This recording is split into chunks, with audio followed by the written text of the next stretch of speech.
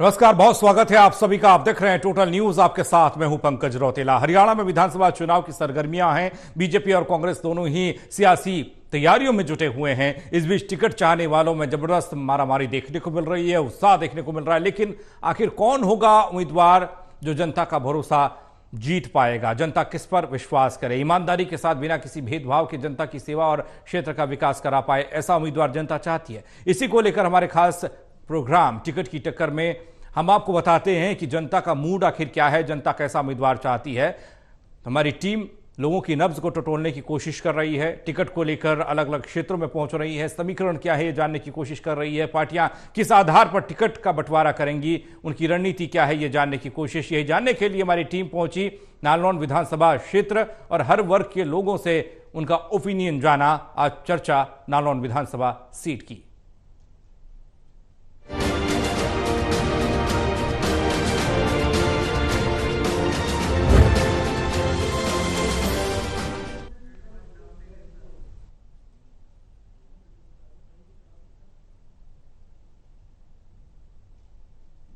तो नालौन विधानसभा क्षेत्र में उम्मीदवार कौन होगा, किस तरीके से जनता की सोच है, जनता अपना ओपिनियन क्या कह रही है, अपने ओपिनियन के जरिए क्या बताने की कोशिश कर रही है, इस पर हम चर्चा करेंगे। हमारे साथ चर्चा में मौजूद है Devendra Kathuria, associate editor Panipat, doctor Mahesh Kumar, associate editor Hisar, Virendra Soni ji, वरिष्ठ पत्रकार।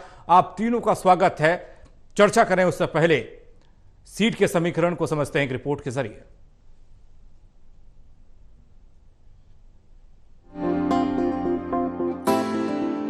हरियाणा में विधानसभा चुनाव की तैयारियां शुरू हो गई हैं। चुनाव को लेकर पार्टियों में टिकट लेने के लिए आवेदकों की होड़ मची हुई है। कांग्रेस के मौजूदा 29 विधायकों में से 17 विधायक दोबारा टिकट हासिल करने के लिए अपने आवेदन पत्र जमा कर चुके हैं। वहीं बीजेपी भी प्रदेश में विधानसभा की सभी 90 सीटों के लिए व्यापक रणनीति बना रही है। चुनाव में टिकट आवंटन के लिए भी पार्टी फॉर्मूला तय कर रही है। ऐसे में सबसे बड़ा सवाल उठता है कि पार्टी किस आधार पर टिकट देगी। क्या मौजूदा विधायकों को दोबारा मौका मिलेगा या नए चेहरे पर पार्टी दांव खेल सकती है? पार्टी भले ही किसी भी उम्मीदवार को टिकट दे, लेकिन ये तो जनता तय करेगी कि किसके सर जीत का सहरा सजता है। सियासी गलियारों में किस तरह की चर्चा चल रही है, ये जानने के लिए हमारी टीम अलग अलग विधानसभा क्षेत्रों में पहुंच रही है और जनता का मन टटोलने की कोशिश कर रही है। यही सब जानने के लिए टोटल टीवी 20 और 21 जुलाई को नालौन विधानसभा पहुंचा, जिसका सैंपल साइज 199 है। 2019 के विधानसभा चुनाव में जेजेपी पार्टी के उम्मीदवार रामकुमार गौतम ने नालौन विधानसभा चुनाव जीता। लेकिन इस बार सीट से क्या समीकरण बन रहे हैं, किसे इस बार इस सीट से टिकट मिल सकता है, यही जानने के लिए हमारी टीम नालौन विधानसभा के 20 से ज्यादा इलाकों में पहुंची और सभी वर्ग, जिसमें गरीब, अमीर, मध्यम वर्ग, पुरुष और महिलाओं से उनका ओपिनियन लिया। इस ओपिनियन पोल को पूरी तरह से गोपनीय रखा जाएगा। इसमें किसी भी व्यक्ति की पहचान का खुलासा नहीं किया जाएगा। ये सिर्फ एक विचार है, इसका चुनाव से कोई लेना देना नहीं है। Election desk, total news.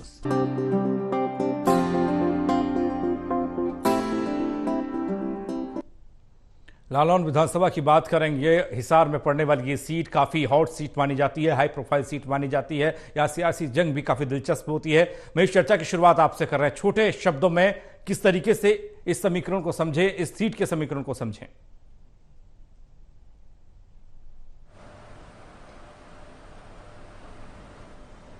देखिए, जाट लैंड या इस इलाके को कह सकते हैं आधे से ज्यादा वोट 1,10,000 जाट वोटर्स यहां पर हैं। और शुरुआत की अगर बात की जाए तो साल 1967 में यहां से ब्राह्मण विधायक चुनकर गए थे, रामेश्वर दत्त। और कह सकते हैं कि जाटलैंड का इलाका है तो ज्यादातर जो विधायक जीत कर गए हैं वो जाट जाति से संबंधित है। हालांकि पहला जो विधायक चुना गया था वो भी ब्राह्मण था। इसके अलावा साल 2000 में भी राम भगत शर्मा जो है जीतकर यहां से गए थे। इसके अलावा 2005 में रामकुमार गौतम और एक बार फिर से अब रामकुमार गौतम ही जननायक जनता पार्टी की टिकट पर विधायक बने हैं। एक और खास बात तमाम दर्शकों के सामने मैं रखना चाहूंगा, इस सर्वे के दौरान रामकुमार गौतम का नाम सर्वे में नहीं भेजा गया था। उसकी सबसे बड़ी और खास वजह यहां पर है। दरअसल 80 के करीब उम्र हो चुकी है रामकुमार गौतम की और अभी तक भी रामकुमार गौतम की तरफ से यह स्पष्ट नहीं किया गया है कि वो आगे सक्रिय राजनीति में बने रहेंगे या नहीं रहेंगे, वो चुनाव लड़ेंगे या नहीं लड़ेंगे। जननायक जनता पार्टी से वो चुनाव नहीं लड़ सकते क्योंकि पहले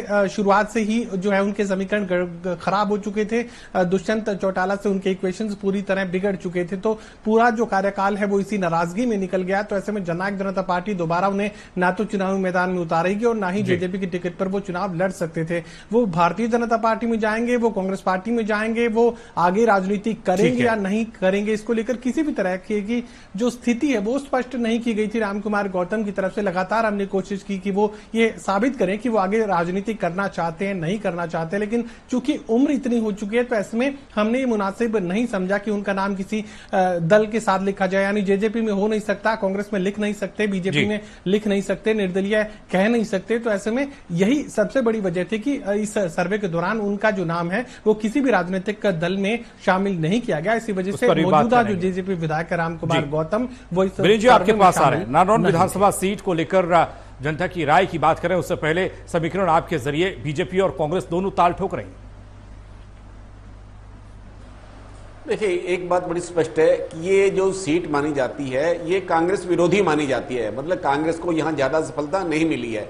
और देखिए 2005 के अंदर रामकुमार गौतम जीते भारतीय जनता पार्टी के, और देखिए रामकुमार गौतम उस समय भारतीय जनता पार्टी में थे, लेकिन भारतीय जनता पार्टी की रीति और नीति के अनुसार ये नहीं चल पाए, मतलब भारतीय जनता पार्टी के अनुशासन में नहीं रह पाए। और यही कारण है कि अब जब जननायक जनता पार्टी से वो बने और जननायक जनता पार्टी के साथ भी उनकी पटड़ी नहीं बैठी, जो सामंजस्य नहीं बैठा और अब उग्र स्वभाव भी रहा उनका, तो ये बात बिल्कुल निश्चित है कि अगला चुनाव लड़ना उनके लिए संभव नहीं होगा। कई बार वो कह भी चुके हैं, लेकिन वो किस रूप में क्या दिशा लेते हैं ये अभी कहना जल्दबाजी है। देवेंद्र, जेजेपी के लिए एक सवाल हो सकता है क्योंकि एक लंबे वक्त के बाद 2014 में कैप्टन अभिमन्यु जीते, फिर 2019 का चुनाव हुआ तो जेजेपी ने यहां पर जीत का परचम लहराया। अब चुनौती 24 की है, क्या लगता है? देखिए पंकज, एक तो मैं ये कहूंगा 90 विधानसभा सीटों में एक स्पेसिफिक सीट कह सकती है, क्योंकि यहाँ तो ज्यादातर जाट विधायक बने या फिर ब्राह्मण।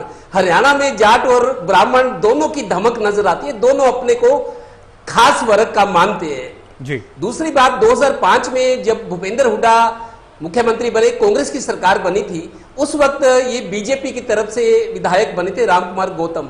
अब दूसरी बार विधायक है जेजेपी से 2019 में बने हैं। उम्र काफी हो गई जैसा महेश जी बता रहे थे, तो लेकिन ये है कि यहाँ कैप्टन अभिमन्यु जीते थे पहली बार 2014 में, तो वित्त मंत्री बने, लेकिन वित्त मंत्री रहते कोई मंत्री जीत नहीं पाया दूसरा चुनाव, तो कैप्टन अभिमन्यु के साथ भी ये हुआ। और रामकुमार गौतम पूरे 5 साल चर्चित रहे, जिस तरीके से अपनी पार्टी के नेता के खिलाफ जो डिप्टी सीएम थे लोहा लेते रहे, मोर्चा लेते हुए, दबे नहीं, डरे नहीं, और मेरे को लगता है कि शायद उनकी आखिरी इनिंग्स होगी, लग यही रहा है जी।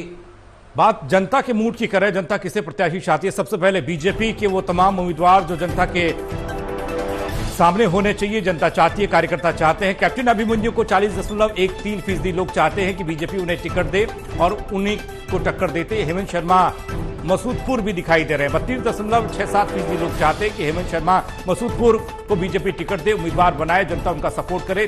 तीसरे नंबर पर विजेंद्र लोहान का नाम है। 6.56% लोग चाहते हैं, कार्यकर्ता चाहते हैं कि उनको टिकट मिलता है तो जीत सकते हैं।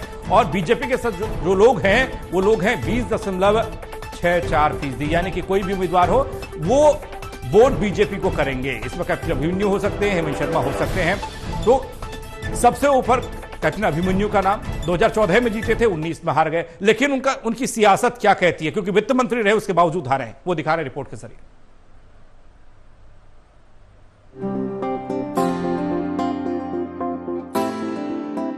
हरियाणा की सियासत में कैप्टन अभिमन्यु के दखल का अंदाजा इसी बात से लगाया जा सकता है कि मनोहर लाल सरकार में इनके पास वित्त, राजस्व, आबकारी एवं काराधन जैसे 8 अहम विभागों की जिम्मेदारी थी। अभिमन्यु की वजह से हिसार जिले की नारनौल विधानसभा हाई प्रोफाइल सीटों में शामिल है। अभिमन्यु ने सेना के जरिए देश की सेवा करते हुए सियासत में कदम रखा। यूपीएससी में भी उनका चुनाव हुआ। हार्वर्ड बिजनेस स्कूल से ग्रेजुएशन किया। कुल मिलाकर उनकी गिनती हरियाणा के सबसे ज्यादा पढ़े लिखे नेताओं में होती है। वो कृषि, अर्थव्यवस्था और जमीनी मुद्दों को लेकर अपनी गहरी समझ के लिए भी जाने जाते हैं। अभिमन्यु का जन्म 18 दिसंबर 1967 को हिसार जिले के खंडाखेरी गांव में हुआ था। उनके स्कूली शिक्षा और कॉलेज की पढ़ाई रोहतक में हुई। उनके पास बैचलर ऑफ कॉमर्स, LLB और post graduate diploma in mass communication सहित तमाम डिग्रियां हैं। वो एक बड़े बिजनेसमैन भी हैं। हरियाणा में वित्त मंत्री रह चुके कैप्टन अभिमन्यु संगठन में प्रदेश महासचिव से लेकर उत्तर प्रदेश के सह प्रभारी, पार्टी के राष्ट्रीय महासचिव के अलावा लोकसभा चुनाव में पंजाब और चंडीगढ़ लोकसभा चुनावों के प्रभारी भी रहे हैं। कैप्टन अभिमन्यु को 2014 के लोकसभा चुनावों के दौरान उत्तर प्रदेश में सह प्रभारी की जिम्मेदारी सौंपी गई। उस समय बीजेपी के तत्कालीन राष्ट्रीय अध्यक्ष अमित शाह उत्तर प्रदेश के प्रभारी थे। कैप्टन अभिमन्यु ने 1987 से 1993 में भारतीय सेना में कमीशन ऑफिसर के रूप में थल सेना में सेवा भी की। राष्ट्रीय स्वयंसेवक संघ की विचारधारा से प्रभावित कैप्टन अभिमन्यु साल 1997 में भारतीय जनता पार्टी की राजनीति में सक्रिय हुए। 2003 में छत्तीसगढ़ में विधानसभा चुनावों के लिए प्रबंधन टीम के सदस्य बने और पहली बार 2003 में छत्तीसगढ़ में बीजेपी की सरकार बनी। 2004 में कैप्टन अभिमन्यु ने बीजेपी उम्मीदवार के रूप में रोहतक लोकसभा क्षेत्र से चुनाव लड़ा। 2005 में रोहतक संसदीय क्षेत्र के उपचुनाव में वो बीजेपी के उम्मीदवार रहे। वहीं 2005 से 2009 तक 2 बार हरियाणा बीजेपी के महासचिव के पद पर दायित्व का निर्वहन सफलतापूर्वक किया। 2007 में उत्तराखंड विधानसभा चुनाव में मीडिया प्रचार की जिम्मेदारी का भी निर्वहन किया। साथ ही साथ बीजेपी की सरकार भी बनाई। 2009 में पार्टी शीर्ष नेतृत्व द्वारा उन्हें राष्ट्रीय सचिव का दायित्व सौंपा गया। 2009 में ही उन्हें पंजाब बीजेपी का सह प्रभारी भी नियुक्त किया गया, जिसके बाद 2012 में पंजाब के सह प्रभारी रहते हुए 37 साल बाद पहली बार कोई सरकार फिर से जनमत प्राप्त करने में कामयाब हुई और पंजाब में अकाली बीजेपी गठबंधन की सरकार बनी। अभी संसदीय चुनाव में कैप्टन अभिमन्यु को पार्टी हाईकमान द्वारा असम का लोकसभा चुनाव प्रभारी भी नियुक्त किया गया है, जहां इन्होंने बेहतर चुनावी प्रबंधन से अपनी सियासी कौशलता को फिर साबित कर दिखाया है। Election desk, total news.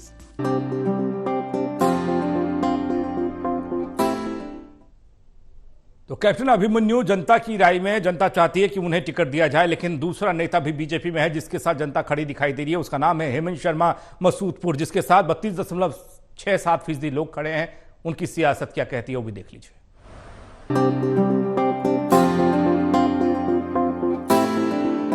BJP के युवा नेता हेमंत शर्मा का संबंध हिसार जिले के नारनौंद विधानसभा क्षेत्र के मसूदपुर गांव से है।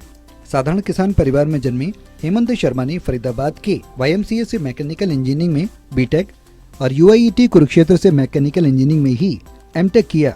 नारनौंद विधानसभा क्षेत्र से ही पूर्व वित्त मंत्री और बीजेपी के दिग्गज कैप्टन अभिमन्यु के चुनावी मैदान में उतरने के बावजूद हेमंत शर्मा नारनौंद विधानसभा क्षेत्र में अपना वजूद बनाने और उसे बढ़ाने में लगे रहे। बीजेपी में हेमंत शर्मा ने अपनी शुरुआत साल 2000 में भारतीय जनता युवा मोर्चा दिल्ली के सक्रिय सदस्य के रूप में की। साल 2010 में बीजेपी संवाद प्रकोष्ठ के जिला संयोजक की जिम्मेदारी हेमंत शर्मा को मिली। इसके अलावा बीजेपी बुद्धिजीवी प्रकोष्ठ में प्रदेश सह संयोजक के पद पर भी रहे।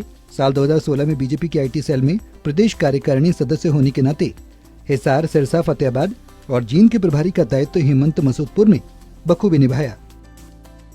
देखिए, जिस प्रकार से भारतीय जनता पार्टी कार्डर बेस पार्टी है, भजनलाल जी जब CM बनाए किसने सोचा था? मध्य प्रदेश में CM साहब बनाए मोहन यादव जी, किसने सोचा था? भारतीय जनता पार्टी एकमात्र ऐसी पार्टी है जो ग्राउंड से उठे हुए कार्यकर्ता को आगे बढ़ाने का काम करती है। अमित शाह जी पार्षद से चल करके यहाँ तक आए हैं, बूथ संभालते थे, वो यहाँ तक अध्यक्ष बने, आज गृह मंत्री हैं। मोदी जी भी बिल्कुल जीरो से स्टार्ट करके वहाँ तक पहुँचे। तो मुझे पूरी उम्मीद है कि भारतीय जनता पार्टी अपने समर्पित कार्यकर्ताओं का पूरा ख्याल रखती है, उनको आगे बढ़ाने का काम करती है। हमारा जो काम है वो पार्टी को आगे बढ़ाने का है, जो ग्राउंड रियलिटीज़ हैं उनसे पार्टी को अवगत कराने का है और उन ग्राउंड रियलिटीज़ के बेसिस पर जो पार्टी फैसला करे उसको सिर माथे लेकर के उसके लिए काम करना है। देखिए, हर सीट का अपना एक समीकरण होता है, एक जातीय, सामाजिक, राजनीतिक सब समीकरण बैठ करके किसी तरफ एक झुकाव बनता है किसी बात पे। तो आज मैं समझता हूँ कि भारतीय जनता पार्टी और मेरा जो समीकरण है वो विधानसभा के हिसाब से बिल्कुल सही बैठ रहा है इस समय पे और पूरी उम्मीद है कि मुझे अगर समीकरण को देख करके टिकट दी जाएगी और समर्पण को देख करके टिकट दी जाएगी, कार्यकर्ता को टिकट दी जाएगी, तो मुझे लगता है कि मेरा नंबर है। साल 2020 में बीजेपी जिला कार्यालय के प्रभारी की जिम्मेदारी हेमंत मसूदपुर पर है। साल 2013 में हेमंत मसूदपुर ने बीजेपी के एक नोट एक वोट अभियान को हिसार के आजाद नगर इलाके में रफ्तार दी। हेमंत शर्मा मसूदपुर बीजेपी की तरफ से शुरू किए गए हर एक कार्यक्रम को कामयाब करने में महत्वपूर्ण भूमिका अदा करते रहे हैं।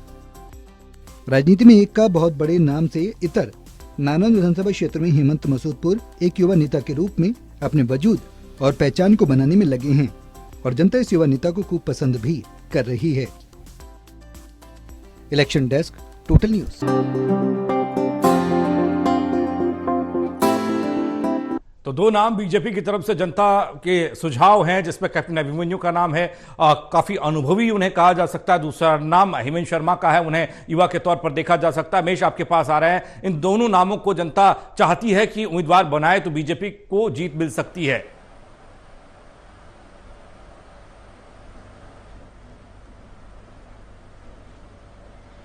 देखिए, साफ तौर से बात तक कही जा सकती है कि भारतीय जनता पार्टी को पसंद करने वाले लोगों ने ही हमारे सर्वे में इन्हें अपना जो है पसंद के रूप में चुनने का काम किया है। हालांकि 40% के करीब जो है यहाँ पर कैप्टन अभिमन्यु को जो वोट है वो हासिल हो रहे हैं। उसकी सबसे बड़ी वजह है कि बड़ा पेड़ है भारतीय जनता पार्टी में, बहुत बड़ा वजूद कैप्टन अभिमन्यु का है और इसी वजह से 40%। मुझे लगता है कि 40% काफी कम है, ये 70 और 75 तक होना चाहिए था। कैप्टन अभिमन्यु अपनी लोकप्रियता के बूते उस मकाम पर नजर आने चाहिए थे, लेकिन यहाँ पर जो दूसरा नाम है बेहद छोटा कह सकते हैं कि कद के लिहाज से युवा चेहरा है और हेमंत शर्मा मसूदपुर तूफान के बीच में जो है अपना चिराग जलाने की लगातार कोशिश कर रहे हैं। कैप्टन अभिमन्यु को एक तूफान कहा जा सकता है कि भारतीय जनता पार्टी में इतना बड़ा नाम उनका है, लेकिन बावजूद इसके उसी विधानसभा क्षेत्र में अपने लिए जमीन तैयार करना, अपने लिए संभावनाएं तलाशना, ये काम हेमंत मसूदपुर की तरफ से किया जा रहा है। तो यकीनन जो जनता है वो उन्हें स्वीकार कर रही है। 32% वोट अगर कैप्टन अभिमन्यु के रहते यहाँ हेमंत शर्मा मसूदपुर हासिल कर रहे हैं, तो साफ तौर से बात कही जा सकती है कि यहाँ हेमंत के लिए स्वीकार्यता जो है वो नानोद विधानसभा क्षेत्र में देखने को मिल रही है और कैप्टन अभिमन्यु को एक नए नजरिए से भारतीय जनता पार्टी के कार्यकर्ताओं को अपने साथ कनेक्ट करने की जरूरत पड़ेगी, क्योंकि मुझे लगता है कि सर्वे ये इतना जरूर जाहिर कर रहा है कि यहाँ पर गैप जो है वो काफी ज्यादा हो चुका है कार्यकर्ताओं से। भारतीय जनता पार्टी के जो कर्मठ कार्यकर्ता हैं उनसे कहीं ना कहीं दूरियां यहाँ पर नजर आ रही है। वीरेंद्र जी, टिकट की टक्कर में जनता ने ही टक्कर में दो नेताओं को बीजेपी के खड़ा कर दिया है, किस तरीके से समझा जाएगा? तक कैप्टन अभिमन्यु है, दूसरा हेमंत शर्मा। देखिए, अभी तक जितने भी सर्वे हुए हैं, जो भारतीय जनता पार्टी के स्थापित नेता हैं उनको बहुत अच्छे मत मिले हैं, लेकिन इस बार जो है कैप्टन अभिमन्यु बहुत बड़े नेता हैं, उनका पार्टी में बहुत बड़ा कद है, लेकिन उनको जो मत प्रतिशत मिल रहा है वो बहुत कम है। हेमंत शर्मा अपना आधार बना रहे हैं, लेकिन अब पार्टी को यह भी तय करना है कि नायब सैनिक को भारतीय जनता पार्टी भावी मुख्यमंत्री के रूप में भी तय कर चुकी है। तो ऐसे में कैप्टन अभिमन्यु की क्या भूमिका होती है, क्योंकि वो पार्टी में वरिष्ठ नेता हैं, तो ये जातिगत समीकरण के भी आधार पर पार्टी को ये फैसला करना है कि या जाट को टिकट देना है या किसी ब्राह्मण को टिकट देना है। तो वैसे देखा जाए तो कैप्टन अभिमन्यु का अपने आप में कद बहुत बड़ा है। देवेंद्र, जातिगत समीकरण बिठाना और ये इलाका नालौन विधानसभा का इलाका जाट बहुल और एससी वाला इलाका, बहुत ज्यादा एससी की तादाद यहां पर है, इसको लेकर कौन सा नाम बीजेपी के लिए मुफीद है? देखिए पंकज, जैसा मैंने शुरू में कहा था, जो बैकग्राउंड दिखाती है इस विधानसभा सीट की तासीर जो है, या तो ज्यादातर जाट विधायक रहे या ब्राह्मण कम होते हुए भी वो अपनी धमक दिखा रहे हैं। जिस तरीके से कैप्टन अभिमन्यु जाट कम्युनिटी से आते हैं और हेमंत शर्मा ब्राह्मण से, जाट और ब्राह्मण अभी भी आमने सामने है टिकट के मामले में, लेकिन कैप्टन अभिमन्यु का नाम बड़ा है। संगठन की बात हो, सरकार की बात हो, मतलब हाई कमान तक सीधा इनकी पहुंच और इनकी पहचान है, और उस लिहाज से मैं समझता हूं पहला नंबर इनका उठता है। लेकिन समीकरण क्या बैठते हैं, कांग्रेस किसको सामने लाती है, कांग्रेस में कौन आ सकता है, उन संभावनाओं को देखते हुए बीजेपी अपना फैसला करेगी। जी, बात बीजेपी की हो गई है, बात करते हैं कांग्रेस की। जनता की राय, जनता का ओपिनियन कांग्रेस को लेकर, कांग्रेस के उम्मीदवारों को लेकर, कार्यकर्ताओं को लेकर क्या है वो आपके सामने है। डॉक्टर अजय चौधरी सबसे ऊपर टॉप में है, 51.18% लोग चाहते हैं कि उन्हें उम्मीदवार बनाया जाए। उसके ठीक नीचे जस्सी पेटवार हैं, उनको चाहते हैं लोग 45.67% की उन्हें उम्मीदवार कांग्रेस बनाए तो कांग्रेस की बल्ले बल्ले होगी। राजवीर मोर को भी 3.15% लोग चाहते हैं, यानी कि डॉक्टर अजय चौधरी टॉप पर हैं, 51.18% लोग उन्हें चाहते हैं। लेकिन इनकी सियासत और इनका रसूख क्या कहता है वो एक रिपोर्ट के जरिए समझ लीजिए जल्दी से। अखिल भारतीय कांग्रेस कमेटी के सदस्य डॉक्टर अजय चौधरी राजनीति में सबसे ईमानदार और निष्ठावान चेहरे के रूप में पहचाने जाते हैं। रोहतक मेडिकल कॉलेज में MBBS गोल्ड मेडल हासिल करने के बाद पेशे से MD मेडिसिन डॉक्टर बनकर भी अजय चौधरी ने अपना पूरा जीवन समाज और अपने लोगों के नाम कर दिया। सियासी परिवार में जन्मे डॉक्टर अजय चौधरी के पिता स्वर्गीय चौधरी वीरेंद्र सिंह नारनौल विधानसभा क्षेत्र से ही लगातार 4 बार विधायक और मंत्री रहे। हरियाणा सरकार में डॉक्टर अजय चौधरी के पिता स्वर्गीय चौधरी वीरेंद्र सिंह को आईपीएम के नाम से जाना जाता था। आईपीएम का मतलब इरिगेशन और पावर मिनिस्टर। इरिगेशन और पावर मिनिस्टर बनकर डॉक्टर अजय चौधरी के पिता स्वर्गीय चौधरी वीरेंद्र सिंह ने नानौंद के इलाके में बिजली व्यवस्था को बेहतर बनाने और सिंचाई की ज्यादा से ज्यादा सुविधाएं उपलब्ध करवाने के लिए आमूलचूल परिवर्तन किए, जिससे इस इलाके के लोगों का भरपूर आर्थिक और सामाजिक विकास हुआ। साल 2000 में स्वर्गीय चौधरी वीरेंद्र सिंह इस दुनिया से रुखसत हुए तो उनके बाद डॉक्टर अजय चौधरी ने अपने पिता की राजनीतिक विरासत को संभालना शुरू कर दिया। साल 2005 में डॉक्टर अजय चौधरी ने नानौंद विधानसभा क्षेत्र से कांग्रेस पार्टी के टिकट पर चुनाव लड़ा और थोड़े वोटों के अंतर से वो ये चुनाव हार गए। डॉक्टर अजय चौधरी ने इसके बाद कांग्रेस पार्टी के संगठन में काम किया और केंद्रीय मंत्रालयों में ओएसडी के पद पर रहकर तत्कालीन केंद्रीय मंत्री रही कुमारी शैलजा का साथ दिया। कुमारी शैलजा के सबसे विश्वस्त लोगों में शुमार होते हैं डॉक्टर अजय चौधरी। हरियाणा प्रदेश कांग्रेस कमेटी के प्रशासनिक महासचिव के पद पर भी डॉक्टर अजय चौधरी ने अपनी सेवाएं दी। साल 2017 से डॉक्टर अजय चौधरी अखिल भारतीय कांग्रेस कमेटी के सदस्य हैं। राजनीति में ऐसे ईमानदार, मृदु स्वभाव के धनी, कुशल और अनुशासित नेता का मिलना बेहद मुश्किल है।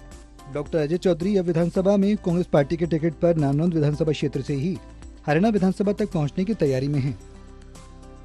Election desk, total news.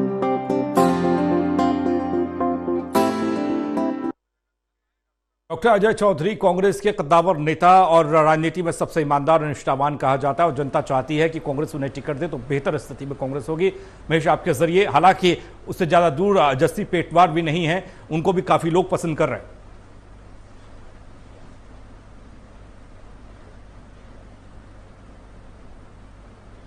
देखिए, साथों से बात कही जा सकती है और उस इलाके से मैं लगातार जो है गुजरता रहता हूं। आए दिन वहां पर उस इलाके के लोगों से मेरा संपर्क जो है वो बना रहता है। मैं साफ तौर से बात कह सकता हूं कि बीते 50 सालों में कांग्रेस पार्टी के लिए उतनी संभावनाएं मुझे कभी नानौंद विधानसभा क्षेत्र में देखने को नहीं मिली जितनी इस बार मैं देख पा रहा हूं। बीते 50 सालों का मैं जिक्र कर रहा हूं। इतिहास इस नानौंद विधानसभा क्षेत्र का ऐसा है कि यहाँ पर नानौंद में कांग्रेस के हाथ को हमेशा से नामंजूर किया गया, लेकिन अब 50 सालों के बाद पहली बार मुझे उस तरह की परिस्थितियां यहां पर नजर आई हैं कि कांग्रेस के हाथ को मजबूती यहां पर मिलती हुई नजर आ रही है और कांग्रेस पार्टी का टिकट जिसे भी मिलेगा वो यकीनन बेहतरीन जो उम्मीदवार है वो साबित होगा और बेहद आसानी से यहां पर कांग्रेस पार्टी जीत की मंजिल तक पहुंच सकती है। किसी भी उम्मीदवार को अगर पार्टी टिकट देगी, किसी भी संभावित उम्मीदवार के नाम पर अगर मोहर पार्टी की तरफ से लगा दी जाएगी तो फिर जीत उसके लिए आसान नानौंद विधानसभा क्षेत्र में इस बार हो सकती है। एक और दूसरी वजह यह भी है कि लोकसभा चुनाव का मैं जिक्र करूं तो 45,000 से ज्यादा वोटों से यहां जयप्रकाश जो है जीत हासिल कर पाने में कामयाब हुए थे, तब जब भारतीय जनता पार्टी और कांग्रेस के बीच कांटे की टक्कर देखने को मिल रही थी। सबसे ज्यादा वोट अगर जेपी को मिले, जयप्रकाश को अगर कांग्रेस पार्टी के उम्मीदवार को मिले तो हिसार लोकसभा क्षेत्र के अंतर्गत नानौंद विधानसभा क्षेत्र से मिले। अब जिक्र मैं डॉक्टर अजय चौधरी का कर लेता हूं तो राजनीति में बेहद शराफत का चेहरा इनका पहचाना जाता है। हमेशा से बेहद सादगी, बेहद सौहार्द के साथ, अपनेपन के साथ हर कार्यकर्ता से छोटे और बड़े से बड़े कार्यकर्ता से मिलते हैं। जैसा कि मैंने यहां लिस्ट में भी बताया गया, इस रिपोर्ट में बताया गया कि उनके पिता चौधरी वीरेंद्र सिंह 4 बार नानौंद के जो है विधायक चुने गए थे, मंत्री भी बनाए गए, आईपीएम उन्हें कहा जाता था और इस इलाके में बिजली का जो ढांचागत विकास था, जिसे कहें कि बिजली की लाइनों को गांव-गांव तक, खेत तक पहुंचाने की बात थी या फिर इरिगेशन के नए माइनर्स बनाने की बात थी, नई टेल तक पानी पहुंचाने की बात थी। तमाम जो आधारभूत संरचनाएं थी वो चौधरी वीरेंद्र सिंह की तरफ से इस इलाके में तैयार की गई थी, जिसकी वजह से ये जो इलाका है सामाजिक और आर्थिक रूप से किसान सुदृढ़ हुआ, उनका विकास हुआ, जिसका फायदा अब डॉक्टर अजय चौधरी को हासिल हो सकता है। और जिक्र में यहां पर जस्सी पेटवाड़ का करूं तो लगातार वो मेहनत कर रहे हैं और बहुत ज्यादा मेहनत इस विधानसभा क्षेत्र में वो कर चुके हैं। जस्सी पेटवाड़ की जो स्वीकार्यता है वो भी अच्छी खासी देखने को मिल रही है। लगातार लोगों के बीच वो बने रहते हैं और यूथ के साथ जो कनेक्टिविटी जस्सी पेटवाड़ इस वक्त कायम कर पाए हैं, मुझे लगता है कि वो भी एक बड़ी वजह है कि देखना होगा कि किस तरीके से कांग्रेस उनको देख पाती है, किस मेहनत को देख पाती है के रूप में जो है वक्त थोड़ा कम है, नानौंद विधानसभा क्षेत्र में पहचाने जा रहे हैं। वीरेंद्र जी, आपके पास आ रहा हूं। पिता जाने जाते थे काम की वजह से और उनकी विरासत को अजय चौधरी अब संभाल रहे हैं। कांग्रेस के लिए और अजय चौधरी के लिए कितनी मुफीद ये परिस्थितियां दिखाई दे रही हैं?